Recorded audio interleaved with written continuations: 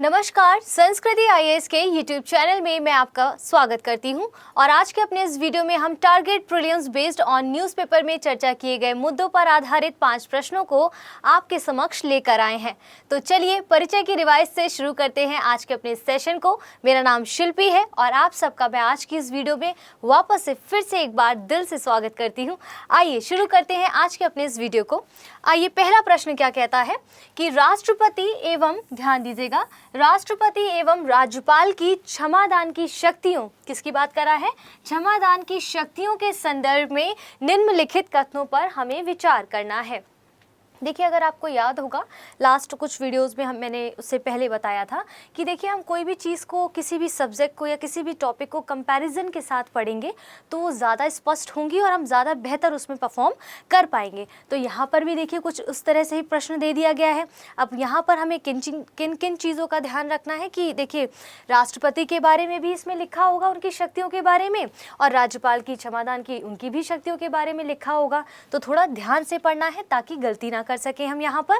आइए देखते हैं अनुच्छेद 161 राज्यपाल की क्षमादान की शक्ति का, किसके अंतर्गत? अनुच्छेद 161 के अंतर्गत राज्यपाल की क्षमादान की शक्ति के बारे में दिया गया है। आगे बढ़ते हैं। का विस्तार संघ के कार्यकारी क्षेत्राधिकार से संबंधित, ध्यान दीजिएगा, संघ के कार्यकारी क्षेत्राधिकार से संबंधित किसी कानून के उल्लंघन के मामले तक करता है। ये तो रही स्टेटमेंट की बात। देखिए, मान लीजिए ये प्रश्न हमारे सामने आया और पहला स्टेटमेंट कुछ इस तरीके से है और हमें नहीं आता है एक बार को, मान लेते हैं, तो कैसे हम इसको टैकल करेंगे? बहुत साधारण सा है, ज़रा अगर फोकस करेंगे बिना घबराए हुए तो सही आंसर निकालना बहुत ईजी हो जाएगा। जैसे देखिए यहाँ पर ये सब भूल जाइए, अनुच्छेद किसके अंतर्गत क्या है, यहाँ ध्यान रखना है कि राज्यपाल की बात कर रहा है। तो भाई बताइए ज़रा आप में से कोई हमें कि राज्यपाल किसका प्रमुख होता है? राज्य का प्रमुख होता है। स्पष्ट हो गया है। राज्यपाल किसका प्रमुख होता है? यहाँ पर लिख देती हूँ, देखिए ये राज्य का प्रमुख होता है। अब कह रहा है कि इसकी जो क्षमादान की शक्तियाँ हैं राज्यपाल की, वो संघ के कार्यकारी क्षेत्राधिकार से संबंधित किसी भी कानून में, मतलब संघ अगर कोई कानून ऐसा बनाता है जिसका उल्लंघन कर दिया गया है, किसी ने उस कानून का उल्लंघन कर दिया है, तो राज्यपाल क्या करेगा कि उसमें वो उस कानून, जिसने इस कानून का उल्लंघन किया, उसको क्षमा कर सकता है। उसके पास ये शक्ति है। चलिए, ये तो रही इस सेंटेंस की बात। अब ज़रा गौर फरमाइए और ध्यान दीजिए कि मान लीजिए किसी ने ऐसा कानून जो है वो उल्लंघन कर दिया है और राज्यपाल उसको क्षमा कर दे रहा है, और क्या होगा? अब देखिए इतना बड़ा देश है भारत, उसमें कितने राज्यपाल हैं। अगर ऐसी शक्ति राज्यपाल को दे दी जाए कि भारत के लिए कोई ऐसा कानून बनाया गया है जिसका कोई उल्लंघन कर रहा है, तो आप उसको क्षमादान कर सकते हैं, मतलब उसको क्षमा दे सकते हैं। तो ऐसे कैसे पॉसिबल है? फिर तो हर जगह का राज्यपाल उठ के, हर स्टेट के राज्यपाल उठ के बोलेंगे कि नहीं, इसने इस कानून का उल्लंघन किया है तो मैं इसको, इसमें थोड़ा क्षमा दे सकता हूँ, मैं उसको क्षमा नहीं दूंगा, ये कहते हैं मैं इसको क्षमादान कर सकता हूँ।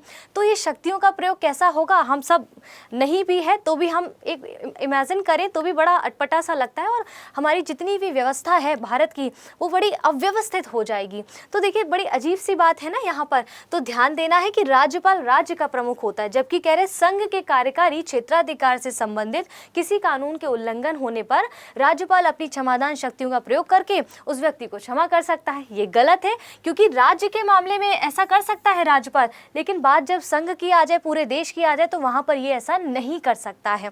स्पष्ट हो गया है?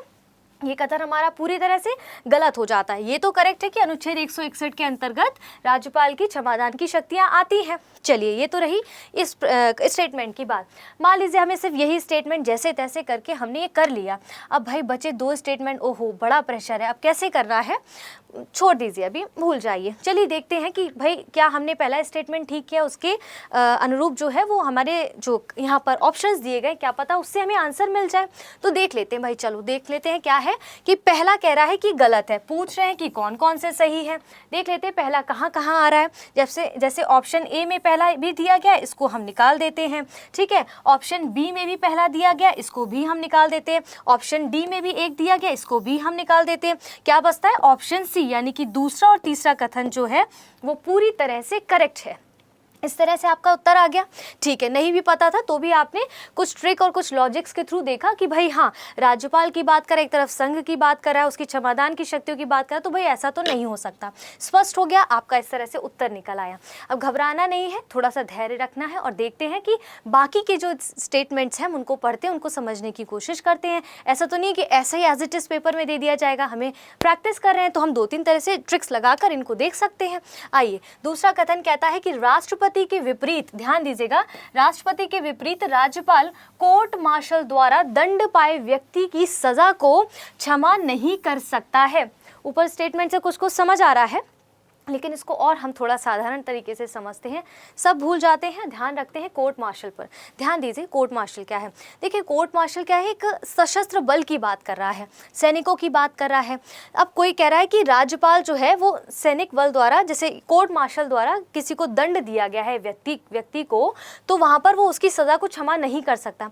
एकदम एक्यूरेट बात है, बिल्कुल सही बात है, क्योंकि देखिए कोर्ट मार्शल यानी कि सैनिक सशस्त्र बल की बात कर रहा है, तो कोई पर्टिकुलर एरिया के लिए तो होते नहीं है, सैनिक पूरे देश के लिए होते हैं, है ना। तो यहाँ पर राज्यपाल को तो कोई ऐसी शक्ति है नहीं कोई क्षमादान की कि भाई उसको अगर दंड मिला है, किसी सशस्त्र बल के व्यक्ति को दंड मिला है तो भाई उसको क्षमा कर देगा, ऐसा संभव नहीं है, क्योंकि ये शक्ति क्षमादान की किसके पास होती है, इस मामले में राष्ट्रपति के पास होती है। स्पष्ट है, तो ये कथन हमारा यहाँ पर करेक्ट हो जाता है, क्योंकि ये पूरी तरह से सही डेफिनेशन जो है वो कर रहा है इसको कोर्ट मार्शल के बारे में।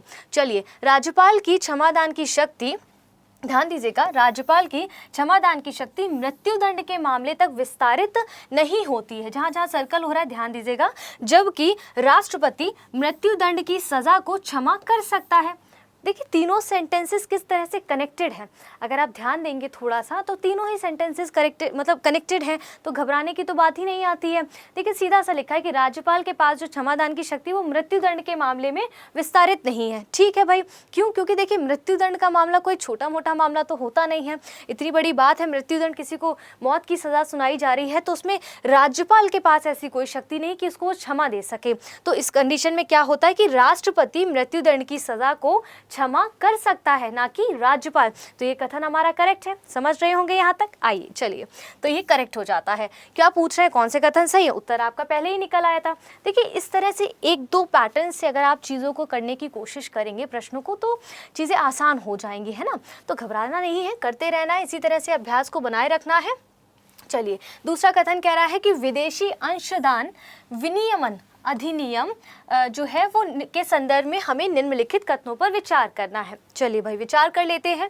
पहला कथन कहता है कि इसका उद्देश्य विदेशी अंशदान को विनियमित करना, ताकि ऐसे अंशदान आंतरिक सुरक्षा के लिए हानिकारक ना हो। देखिए, कितनी सही सी बात लिखी हुई है इसके बारे में। ये देखते हैं सही है या गलत। कैसे देखना है इसको, कि इसका जो उद्देश्य है वो विदेशी अंशदान को विनियमित करना है। देखिए, विनियमन की बात कर रहा है, यानी कि रेगुलेट करने की बात कर रहा है। तो देखिए, किसी चीज़ को अगर रेगुलेट करने की बात आती है तो अपने आप में हमें यहाँ पर थोड़ा ध्यान देना होता है कि कहीं ऐसा तो नहीं कि कोई ऐसी चीज़ हो रही जिससे हमारे देश में अशांति हो जाए, जिससे हमारे देश में कोई ऐसी चीज़ें हो जाए जिससे जो लोगों को हानि पहुँचाए। तो यहाँ पर उसको रेगुलेट करता है। ठीक है, ये तो रही विनियमन की बात। वापस से आते हैं, तो कह रहा है कि विदेशी फंडिंग को विनियमित करता है ये, ताकि यहाँ विदेशी अंशदान क्या कह रहा है कि विदेशी जो फंडिंग आती है ना, उसको विनियमित करता है, रेगुलेट करता है, ताकि वो ऐसे देखता है कि जो अंशदान, जो फंडिंग वहाँ से आ रही है, कहीं ऐसा तो नहीं कि वो फंडिंग किसी ऐसे पर्पज से आ रही हो जो हमारे देश के आंतरिक सुरक्षा को नुकसान पहुंचा दे, या ऐसी कोई अव्यवस्था ना फैला दे। क्योंकि भाई, इतनी बड़ी फंडिंग अगर कहीं से किसी और देश से हमारे देश के लिए आ रही है, मान लीजिए यहाँ पर विदेशी फंडिंग की बात कर रहा है ना, तो वहाँ पर आ रही तो हमें थोड़ा ध्यान देना होगा कि भाई अलर्ट रहना पड़ेगा ना। तो उसको विनियमित करना ज़रूरी है कि उसका आने का उद्देश्य क्या है, वो अंशदान फंडिंग जो है वो यहाँ क्यों आ रही है, तो उसको ये विनियमित करता है, रेगुलेट करता है। बिल्कुल करेक्ट है यहाँ पर। तो आंतरिक सुरक्षा के लिए हानिकारक ना हो, इसीलिए इस फंडिंग को वो विनियमित करता है। स्पष्ट हो गया है।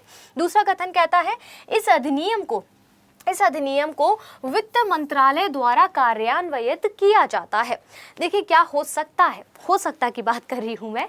यहाँ पर वित्त मंत्रालय दिया गया, चलो भाई मिल गया, हमें तो क्लू मिल गया। यहाँ पर अंशदान फंडिंग की बात कर रहा है, पैसे की बात कर रहा है, तो चलो वित्त मंत्रालय लगा देते, क्योंकि पैसे का लेन देन, ये सब चीज़ें जो बात की जाती है इसके अंतर्गत की जाती है। ये तब होगा जब हमें कन्फ्यूजन होगा।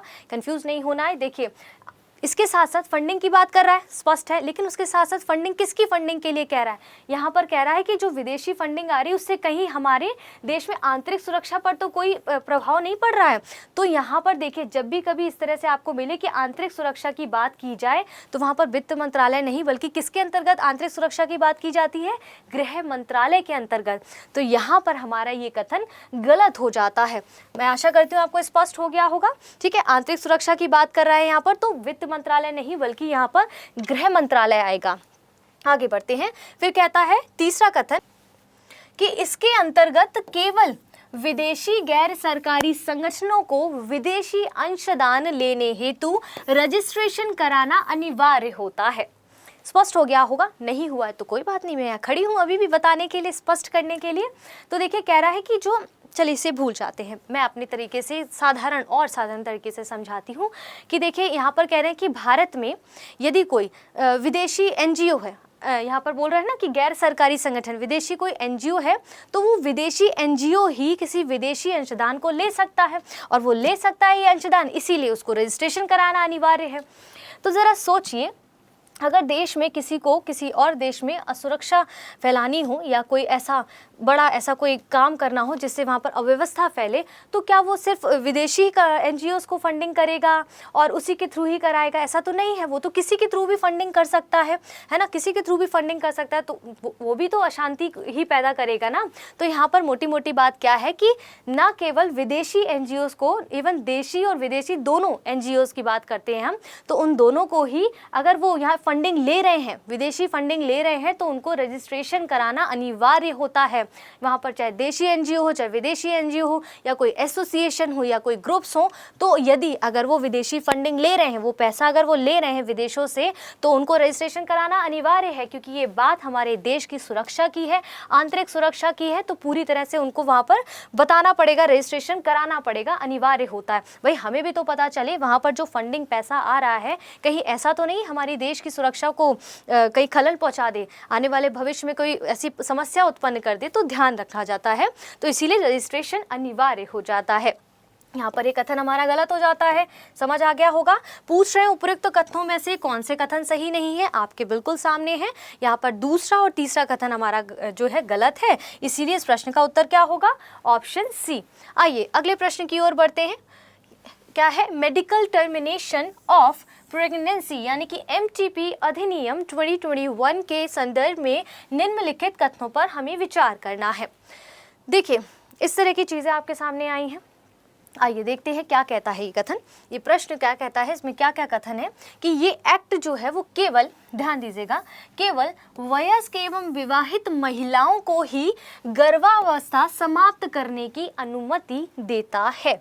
ठीक है, यहाँ पर क्या ध्यान देना है, कह रहा है केवल की बात कर रहा है। ठीक है, इस आधार पे भी हम देख सकते हैं यहाँ केवल की बात कर रहा है, तो क्या है, ये गलत है। क्यों गलत है? आइए, यहाँ पर केवल वयस्क और विवाहित महिलाओं को ही नहीं बल्कि इसके साथ साथ हम देखते हैं कि अविवाहित महिलाओं को भी, और जो विशेष श्रेणी में महिलाएं आती हैं जैसे कि दुष्कर्म पीड़ित महिलाएं हो गई, उसमें हम देखते हैं कि अवयस्क महिलाएं हो गई, और उसी के साथ जो दिव्यांग महिलाएं भी होती हैं उनको भी गर्भपात समाप्त करने की अनुमति देता है ये अधिनियम। सिर्फ वयस्क और विवाहित महिलाओं के लिए ही इसको नहीं लाया गया है, इस एक्ट को। तो इस आधार पे हमारा ये कथन गलत हो जाता है।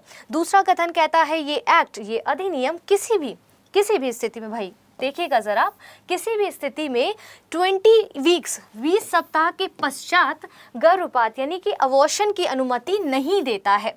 अब सोचिए ज़रा, ये बहुत बड़ी चीज़ हो जाती है, क्योंकि यहाँ बोल रहा है कि किसी भी कंडीशन में, ये स्टेटमेंट कह रहा है, किसी भी कंडीशन में अबॉर्शन जो है वो 20 वीक्स के बाद नहीं कराया जा सकता है, उसकी अनुमति नहीं दी जाती है। ये गलत है। क्यों? क्योंकि देखिए, कुछ ऐसी विशेष परिस्थितियां उत्पन्न हो सकती हैं, जैसा कि मैंने पहले स्टेटमेंट में बताया कि कुछ विशेष श्रेणी की महिलाएं, जिसमें दुष्कर्म पीड़ित महिलाएं भी होती हैं, अवयस्क भी होती हैं, दिव्यांग भी होती हैं, तो उनको भी ध्यान में रखा गया है ना। तो किसी भी कंडीशन में इसके 20 सप्ताह के पश्चात गर्भपात की अनुमति नहीं देता, ये गलत है। कुछ भी ऐसी विशेष परिस्थितियाँ बन सकती हैं, कुछ भी ऐसे कारण बन सकते हैं, कोई बीमारी हो सकती है, कुछ भी एक्सट्रीम चीज़ें हो सकती हैं जिसके कारणवश इसको यहाँ पर 20 सप्ताह नहीं बल्कि बोला गया है कि 24 सप्ताह के बाद भी गर्भपात यानी कि अबॉर्शन की अनुमति दी जाती है। स्पष्ट हो गया होगा। चलिए, ये कथन भी हमारा यहाँ पर गलत हो जाता है। क्यों? क्योंकि यहाँ पर 20 सप्ताह नहीं बल्कि 24 वीक्स की बात करता है। क्या कह रहे हैं कि कौन से कथन यहाँ पर सही है? तो यहाँ पर हमारे दोनों कथन गलत हैं, यानी कि ऑप्शन डी, ना तो 1 ना तो 2, हमारे दोनों कथन गलत हो जाते हैं। इस प्रश्न का उत्तर होगा ऑप्शन डी। आगे बढ़ते हैं। सतही पारिस्थितिकी यानी कि शैलो इकोलॉजी तथा गहरी पारिस्थितिकी यानी कि डीप इकोलॉजी के संदर्भ में निम्नलिखित कथनों पर हमें विचार करना है। आइए देखिए कैसे कह रहा है कि, चलिए आइए देखिए, नहीं पहले समझिए। देखिए यहाँ पर सतही की बात कर रहा है ना, कुछ में ध्यान दीजिए। बस सतही इकोलॉजी यानी कि शैलो इकोलॉजी और डीप इकोलॉजी में क्या है, एक एक शब्द को ज़रा मैं यहाँ जोड़ना पसंद करूँगी ताकि आगे के स्टेटमेंट और बेहतर तरीके से समझ आ सके। तो देखिए, जो शैलो इकोलॉजी की बात की जाती है तो यहाँ पर केंद्र बिंदु कौन होता है? मानव होता है, यानी कि आप और हम होते हैं यहाँ पर केंद्र बिंदु इसका। ठीक है, इसके बाद हम देखते हैं कि जो गहरी पारिस्थितिकी यानी कि डीप इकोलॉजी की बात कर रहा है, यहाँ पर केंद्र बिंदु कौन होता है? प्रकृति होती है। ठीक है, यहाँ पर केंद्र बिंदु कौन होता है? प्रकृति होती है। स्पष्ट है? तो फिर अब चलिए, अब हम स्टेटमेंट पढ़ते हैं, शायद बेहतर समझ पाए, शायद बेहतर उत्तर दे सके। आइए, सतही परिस्थितिकी प्रकृति को, ध्यान दीजिएगा, सतही परिस्थितिकी प्रकृति को पारिस्थितिकी तंत्र का केंद्र बिंदु मानती है। देखिए क्या कह रहा है, केंद्र बिंदु मानती है, जबकि गहरी पारिस्थितिकी यानी कि डीप शैलो मानव को अपना पारिस्थितिकी केंद्र का केंद्र बिंदु मानता है। अभी बताया। देखिए ऐसे दो यहाँ पर चीजें दी गई हैं। देखिए यहाँ पर दो इकोलॉजी की बात कर रहा है, एक शैलो इकोलॉजी, दूसरा डीप इकोलॉजी। देखिए ऐसे स्टेटमेंट जब आते हैं, मैंने आपको बताया कि वहाँ पर क्या करते हैं, ऐसे स्वैप कर सकते हैं, उन पर्टिकुलर वर्ड्स को स्वैप करके उनकी डेफिनेशन चेंज की जा सकती है, उनके बारे में जो लिखा है वो स्वैप किया जा सकता है। तो यहाँ भी वही किया गया। देखिए इसी तरह से क्वेश्चन यूपीएससी हमेशा पूछते आ रहे हैं और लगभग इसी तरह का ट्रेंड अभी देख रहे हैं, काफी बना हुआ है। तो यहाँ पर भी वही हम लेकर आए इस तरह का प्रश्न। तो क्या कह रहे हैं कि ध्यान दीजिएगा, सतही पारिस्थितिकी प्रकृति को नहीं बल्कि मानव को पारिस्थितिकी तंत्र का केंद्र बिंदु मानती है, उल्टा कर दिया है। और वहां कह रहे हैं कि गहरी पारिस्थितिकी यानी कि डीप शैलो जो है वो मानव को नहीं बल्कि प्रकृति को अपना केंद्र बिंदु मानती है। स्पष्ट हो गया होगा। ये कथन हमारा यहाँ गलत हो जाता है। पूछ रहे हैं कि गहरी पारिस्थितिकी मानव को, ध्यान दीजिएगा, गहरी यानी कि डीप इकोलॉजी मानव को प्रकृति के साथ अपने संबंधों में मौलिक बदलाव पर बल देती है। गहरी पारिस्थितिकी किसकी बात करती है? प्रकृति की बात करती है। तो यहाँ पर क्या कह रहा है कि भाई मानव का प्रकृति के साथ कैसा संबंध है, मानव को अपना प्रकृति के साथ जो संबंध है उसमें थोड़े चेंजेस लाने चाहिए। जैसे जैसे जैसे चीज़ें होती जा रही हैं, जैसे पर्यावरण बना हुआ है, जैसे जैसे हम जैसे आप देख रहे हैं कैसे ग्लोबल वार्मिंग हो रही है, जलवायु परिवर्तन हो रहा है, कहीं ना कहीं हम सबका इसमें पूरी तरह से हाथ है ना, मानव का कहीं ना कहीं हाथ तो है ही। तो क्या क्यों ना हम अपने व्यवहार में थोड़ा चेंजेस लाएं ताकि प्रकृति में ऐसा कोई बुरा बदलाव ना देखा जा सके, है ना, आने वाले समय में। तो क्या है कि गहरी पारिस्थितिकी ये जो बात कर रहा है वो प्रकृति से संबंधित है। स्टेटमेंट क्या कहता है, गहरी पारिस्थितिकी मानव को प्रकृति के साथ अपने संबंधों में मौलिक बदलाव, मतलब थोड़े से चेंजेस अगर मानव प्रकृति के प्रति ले आए तो उस पर बल देती है। ये स्पष्ट हो गया है, ये कथन हमारा करेक्ट हो जाता है। दूसरा कहता है कि गहरी पारिस्थितिकी यानी कि डीप इकोलॉजी शब्द का सर्वप्रथम प्रयोग पृथ्वी सम्मेलन रियो एजेंडा 21 में किया गया था। ये देखिए, जब ऐसे देखिए, वैसे तो ऐसा नहीं है कि किसी सम्मेलन में ऐसे शब्दों का प्रयोग नहीं किया जा सकता, लेकिन बेसिकली आप अधिकतर देखते होंगे कि जो ऐसे शब्द होते हैं, जैसे डीप इकोलॉजी ये बोल रहे हैं, गहरी पारिस्थितिकी की बात कर रहे हैं, तो इससे अधिकतर क्या होता है कि जैसे कोई दार्शनिक ऐसे शब्दों को गढ़ता है या कोई साइंटिस्ट के द्वारा ऐसे शब्दों को लाया जाता है या उनका उपयोग किया जाता है, अधिकतर ऐसे देखा जाता है। तो यहाँ पर भी वही हुआ है। ये कथन हमारा गलत हो जाता है। क्यों? क्योंकि डीप इकोलॉजी के जो बारे में बताया है वो किसने बताया है? वो नॉर्वेजियन दार्शनिक अर्ने नेस ने बताया है, ना कि एजेंडा 21 सम्मेलन के अंतर्गत इसको गढ़ा गया है। तो इस आधार पे हमारा ये कथन गलत हो जाता है। अब कह रहे हैं कि उपरोक्त कथनों में से कौन से कथन सही है? तो भाई हमारा दूसरा कथन खाली सही है, इसका मतलब ऑप्शन बी इस प्रश्न का उत्तर हो जाता है। स्पष्ट हो गया है, समझ आ रहा है आपको चीजें? अच्छी बात है, समझते रहिए। अगर कहीं कंफ्यूजन होता है तो कमेंट बॉक्स में पूछते रहिए। बेझिझक प्रश्नों से रिलेटेड आप वहाँ पर कुछ पूछ सकते हैं। ठीक है, इससे हमें भी कुछ हेल्प होगी और कुछ बाकियों की भी हेल्प हो जाएगी, क्योंकि आप इस तरह से अगर कोई चीज़ पूछते हैं वहाँ पर प्रश्नों से रिलेटेड या कोई भी क्वेरी होती है आपकी, तो इससे बाकियों को भी हेल्प होती है। आप किसी चीज़ के बारे में बताते हैं कि मैम यहाँ पर ये चीज़ हम और ऐड ऑन कर सकते हैं, या चीज़ बताई जा सकती है, तो इससे क्या होगा, आप भी सीखेंगे, कुछ हम आपसे सीखेंगे, कुछ बाकी लोग भी आपसे सीख जाएंगे। इसी तरह से एक दूसरे की मदद होती रहेगी, हमारा विकास होता रहेगा। आइए आगे देखते हैं।